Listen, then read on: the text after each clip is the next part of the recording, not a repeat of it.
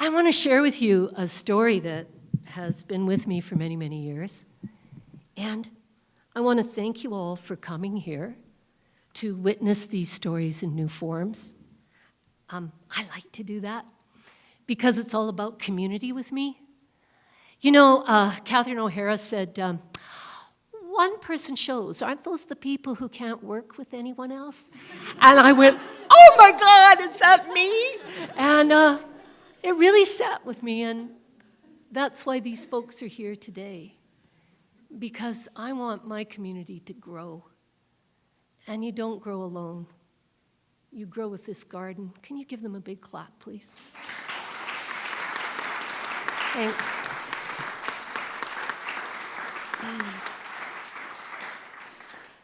The story is called Whale Sounds.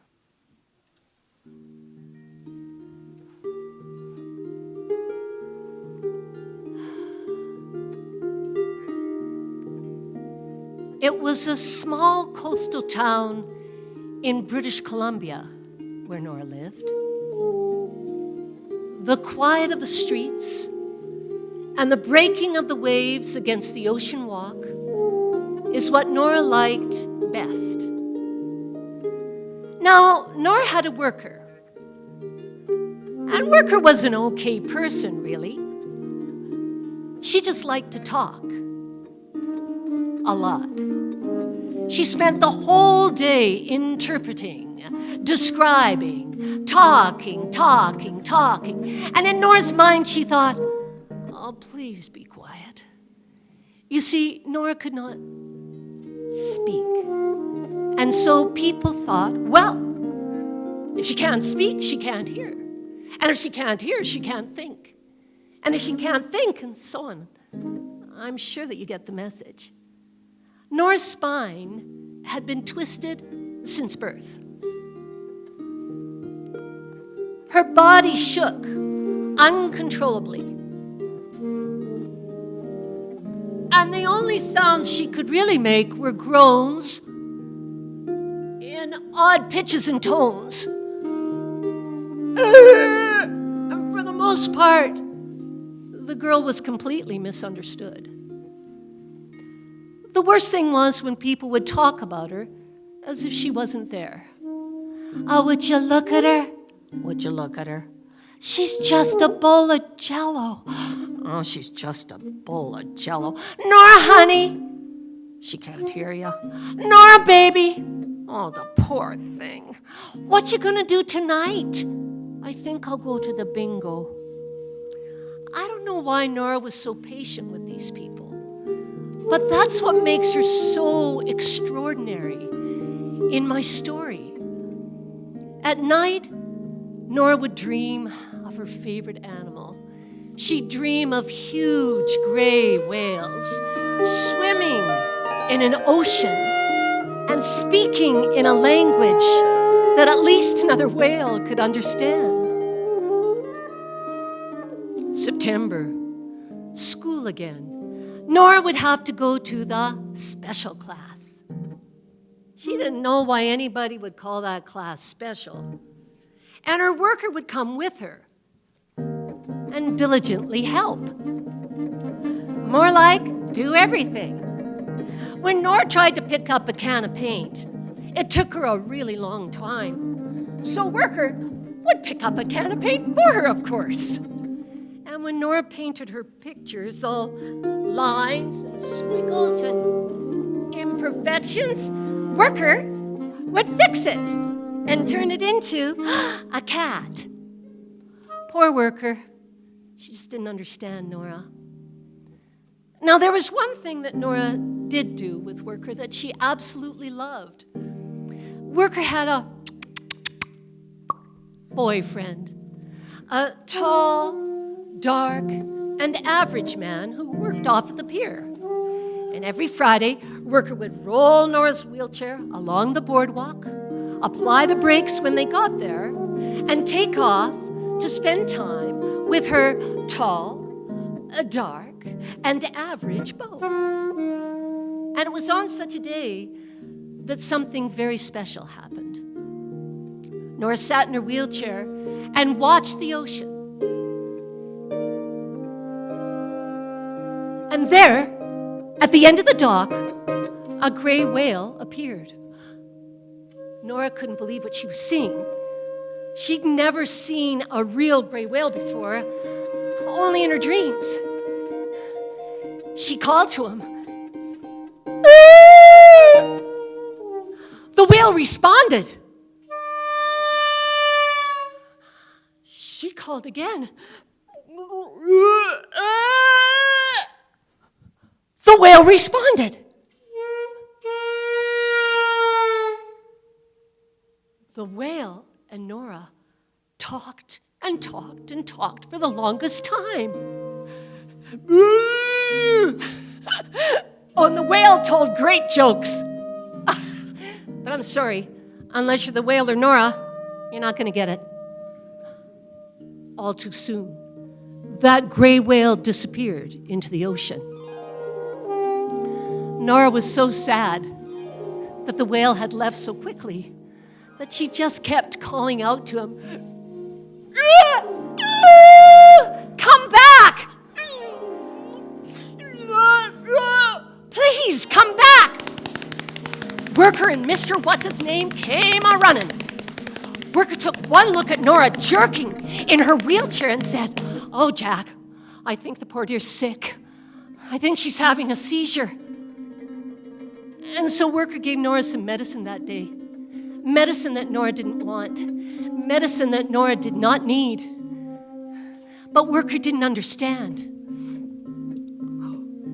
The medicine took effect almost immediately. It slowed Nora's body right down so that it hardly jerked at all. But as it slowed down her body, it also slowed down her very smart brain so that she could hardly think at all. Was Nora sick? Was she having a seizure? No. She'd seen a whale. And with all her might, she tried to show the worker exactly what she'd witnessed. Because Nora never gave up.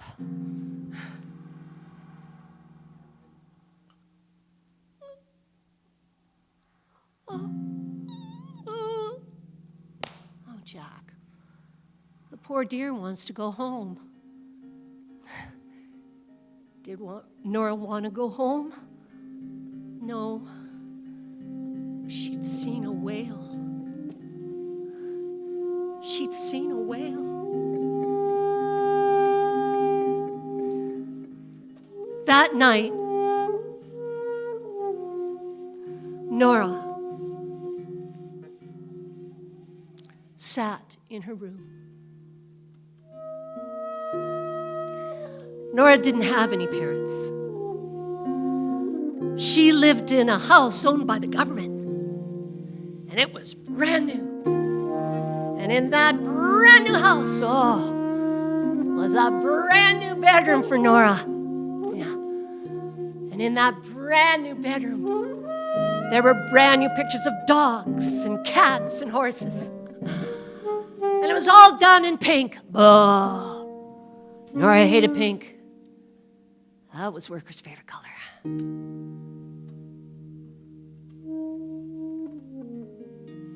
She could hear Worker and the supervisor talking. Late at night, she heard every word. Worker talked about love and Mr. What's-His-Name, a new job in the city, and leaving. Nora couldn't believe what she heard. The one person who had taken care of her all of her life was going away.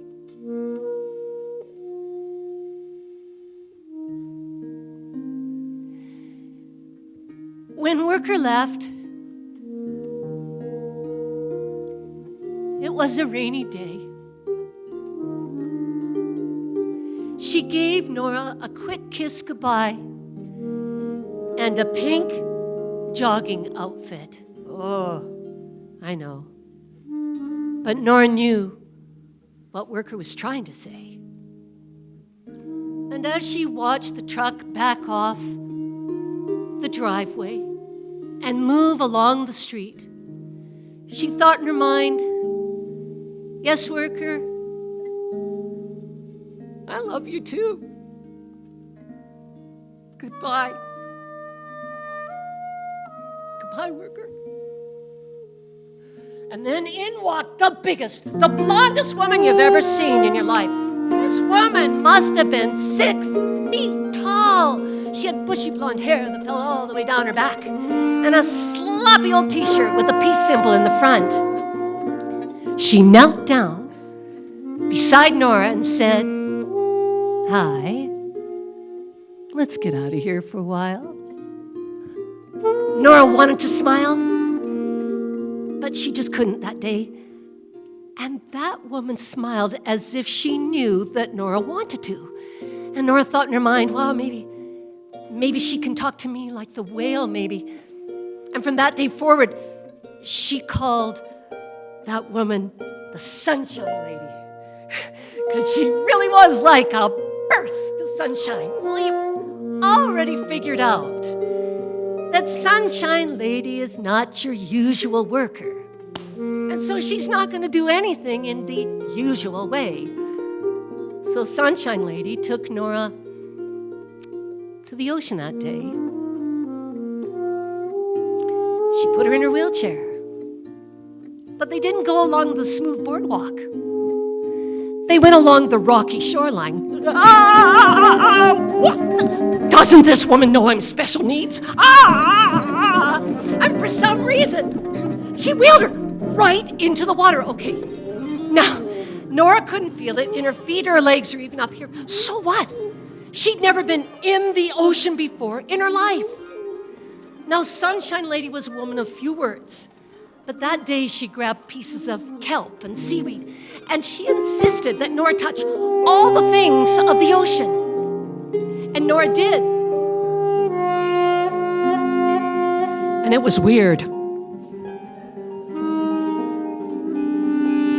And slimy. And absolutely wonderful. They stayed there all day. The sun was setting in the harbor. Sunshine Lady spotted some movement in the water. Far out.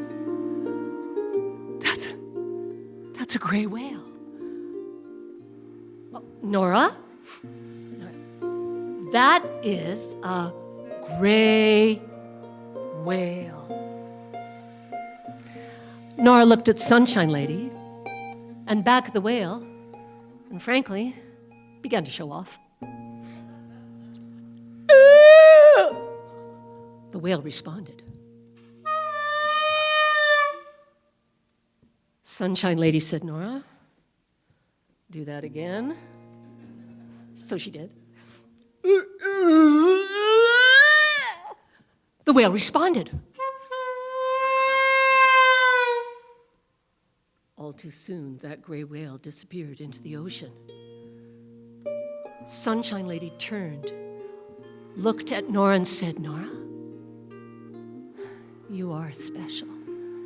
She took that girl and her wheelchair right back to the house, burst open the doors, and said to the supervisor, we're the ones who don't understand. This girl has a language. She can talk to whales, really. She's so smart. And do you know what the supervisor said? Well, if she can't speak, she can't hear. And if she can't hear, she can't think. And if she can't think, Sunshine Lady grew very quiet. And from that day forward, she shared everything with Nora, and Nora only. Oh, she took Nora to that special class, but if it took 10 minutes, 20 minutes, or 30 minutes for Nora to pick up the can of paint that Nora wanted, Sunshine Lady waited. And when Nora painted her pictures, all lines and squiggles and imperfections, Sunshine Lady knew what they were. They were pictures of whales. And she kept every one. And for the first time in Nora's life, she found out that being special meant something good. And the two of them grew older together.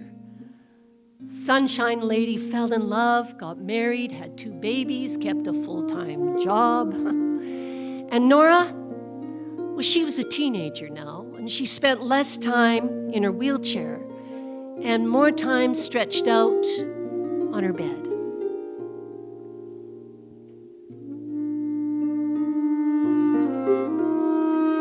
It really was a beautiful British Columbia day. Sunshine Lady came in with her 2 toddlers and told the teenager she was going to take her to the ocean.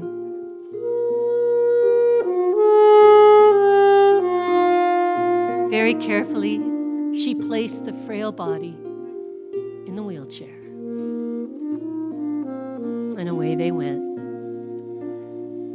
But not along the smooth boardwalk. They went along the rocky shoreline. I am too old for this, thought Nora. For some reason, they ended up at the dock. Well, I know why. Sunshine Lady had brought her 2 children, and she did not want them near the open water. And there you go, Jimmy. Are you hitting your sister with a piece of kelp? Are you? We do not hit him. Nora, I'll be right back, said Sunshine Lady. She took off to retrieve her toddlers, and Nora sat and watched the ocean one more time. And there, at the end of the dock, the gray whale appeared. But this time, nobody could hear that whale except Nora. And it was as if he said, "Come, Nora. Come." Sunshine Lady came back with her 2 toddlers in tow, and Nora and her wheelchair were gone. People talk about a gray whale leaving the harbor that day with a wee baby whale giggling beside it. It breached, turned to the shoreline, called, and swam away. When things aren't as they seem, when changes happen that can't be explained, call out to the ocean and ask for reassurance. And Nora will echo back your thoughts to her heart's content.